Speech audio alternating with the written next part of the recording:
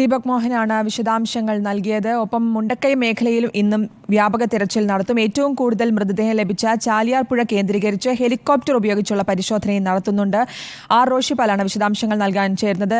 റോഷിപ്പാൽ, ഇന്നിപ്പോൾ മുണ്ടക്കൈ മേഖലയിൽ ഒപ്പം ഈ ചാലിയാർ ഏറ്റവും കൂടുതൽ മൃതദേഹം ലഭിച്ചിട്ടുള്ളത് ചാലിയാറിൽ നിന്നാണ്. ഇവിടെ ഏതൊക്കെ രീതിയിലുള്ള പരിശോധനയാണ് ഇന്ന് നടത്തുക? മുണ്ടകൈ ഉരുൾപൊട്ടൽ ദുരന്തം കഴിഞ്ഞ് 7 നാൾ പിന്നിട്ടപ്പോൾ 402 പേരുടെ മൃതദേഹങ്ങളാണ് ഇതുവരെ കണ്ടെടുത്തത്. ഏതാണ്ട് അതിലേറെ 91-ലേറെ മൃതദേഹങ്ങളുടെ അവശിഷ്ടങ്ങൾ, ഭാഗികമായ മൃതദേഹങ്ങൾ കണ്ടെടുക്കാൻ കഴിഞ്ഞിട്ടുണ്ട്. പലരെയും തിരിച്ചറിയാൻ ഇതുവരെ കഴിഞ്ഞിട്ടില്ല. 180-ലേറെ പേരെ ഇനിയും കണ്ടെത്താനുണ്ട്. അതിനുള്ള തിരച്ചിലാണ് പുരോഗമിക്കുന്നത്.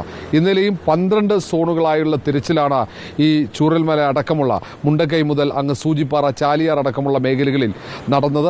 ഇന്നും സമാനമായ രീതിയിൽ തന്നെ ചാലിയാർ മുതൽ ഇങ്ങ് മുണ്ടക്കൈ മലനിരകളിൽ വരെ തിരച്ചിൽ നടക്കും. ഇന്ന് ഏറ്റവും പ്രധാനപ്പെട്ട കാര്യം, റിട്ടയർഡ് മേജർ ജനറൽ ഇന്ദ്രപാലിൻ്റെ നേതൃത്വത്തിൽ പ്രത്യേക പരിശോധനയുണ്ടാകും. ഏറ്റവും പുതിയ സാങ്കേതിക വിദ്യ ഉപയോഗിച്ചുകൊണ്ടുള്ള ബോർഡ് ഉപയോഗിച്ചുള്ള പരിശോധനയാകും ഉണ്ടാവുക. ആ തരത്തിൽ പരിശോധന ഒരു ഭാഗത്ത് നടക്കുമ്പോൾ തന്നെ മണ്ണുമാന്തി യന്ത്രം ഉപയോഗിച്ചുള്ള തെരച്ചിൽ പതിവ് പോലെ ഇന്നും നടക്കും.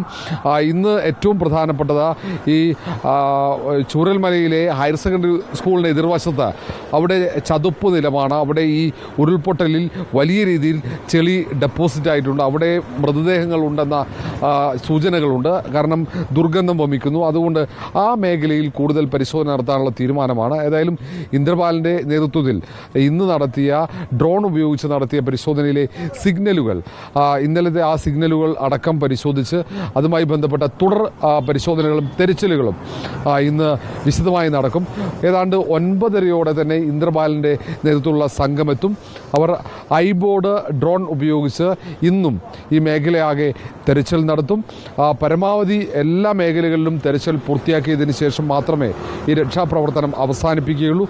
എല്ലാ സേനകളും, കേന്ദ്ര സേനകൾ, army, Indian air force, Indian navy, coast guard, ഒപ്പം സംസ്ഥാനത്തെ സേനകളായ പോലീസിൻ്റെ സ്പെഷ്യൽ ഓപ്പറേഷൻ ഗ്രൂപ്പുണ്ട്.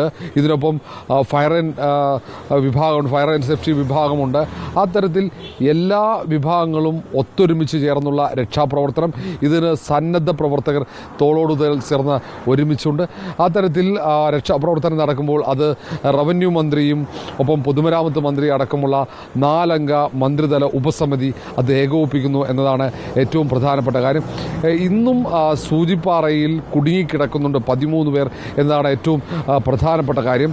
അവിടെ കഴിഞ്ഞ ദിവസങ്ങളിലൊക്കെ കുടുങ്ങിക്കിടന്നവരെ ഈ പോലീസിൻ്റെ സ്പെഷ്യൽ ഓപ്പറേഷൻ ഗ്രൂപ്പും ഒപ്പം ഫയർഫോഴ്സ് വിഭാഗവും ഒരുമിച്ച് ചേർന്ന് NDRF അടക്കം ചേർന്നുകൊണ്ടാണ് രക്ഷപ്പെടുത്തിയത്. ഇന്നലെ 18 പേരെയാണ് രക്ഷപ്പെടുത്തിയത്. ഇപ്പോൾ കുടുങ്ങിക്കിടക്കുന്ന 13 പേർ, ഒപ്പം ഒരു മൃതദേഹവുമുണ്ട്.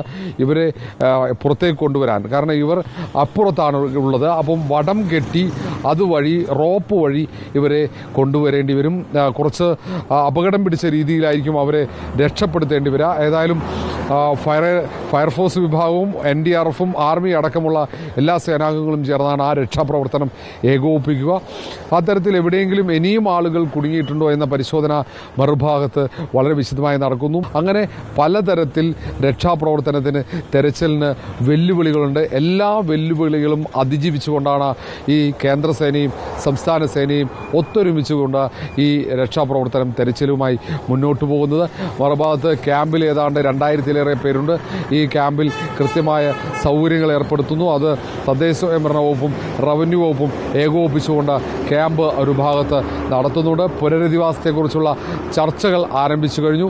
റിപ്പോർട്ടർ പ്രഖ്യാപിച്ച പുനരധിവാസ പാക്കേജ്, ടൗൺഷിപ്പ്, ഈ മുണ്ടകൈ അടക്കമുള്ള ഈ ചൂരൽമല അടക്കമുള്ള ആ പ്രദേശം, ഉരുൾപൊട്ടലിൽ നശിച്ച ആ പ്രദേശം മറ്റൊരിടത്തേക്ക് അത് പുനഃസൃഷ്ടിക്കുക എന്ന ലക്ഷ്യത്തോടെ വലിയൊരു പദ്ധതിയാണ് ആ റിപ്പോർട്ടർ തയ്യാറാക്കിയത് മുഖ്യമന്ത്രിക്ക് സമർപ്പിച്ചിരിക്കുന്നത്. ഇതുമായി ബന്ധപ്പെട്ട് വിശദമായ പരിശോധന നടത്തുമെന്ന മറുപടിയാണ് സംസ്ഥാന സർക്കാർ റിപ്പോർട്ടറിന് നൽകിയിട്ടുള്ളത്.